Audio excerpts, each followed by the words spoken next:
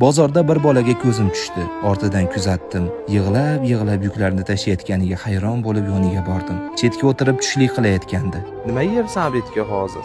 Non bilan bodring yeyapsanmi? Ishonasizmi? Shu payt azon ovozi eshitildi. Allohga nido qildim. Ey Alloh, bu bolani menga bejizga yubormading-a, dedim-da ko'zimdagi yoshni to'xtata olmadim. Isming nima? Abdulloh.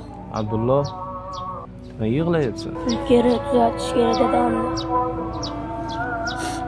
Mashinamga chiqardim. Uyga olib borishni so'radim. Borsam eski uy, ota xasta, 4 devor orasida g'amgin holatda yotibdi. Dadajon necha ulkari o'zini topaman dedi. Sizsiz yashash kerak menga.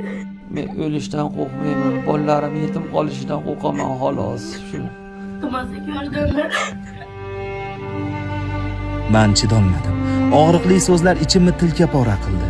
Shu payt ularning kasalligi bo'yicha ma'lumotlarni oldim. O'zbekistonda ushbu jigar xastaligiga davo yo'q ekan, lekin Hindistondagi vrachlar 90-95% tuzalib ketishlariga umid bag'ishladi. Tuzalish uchun 20 ming AQSh dollar kerak ekan. Endi savol: biz shu insonni tuzalishiga sababchi bo'la olamizmi? Azizlar, Alloh uchun shu bola yetim qolmasligi uchun, bir insonga yangi hayot tuhfa qilish uchun birlashaylik. Ehson qiling, videoni yaqinlaringizga jo'nating, like bosing, izoh yozing. Biz birlasha olsak bir insonning hayotini qutqarib qolamiz.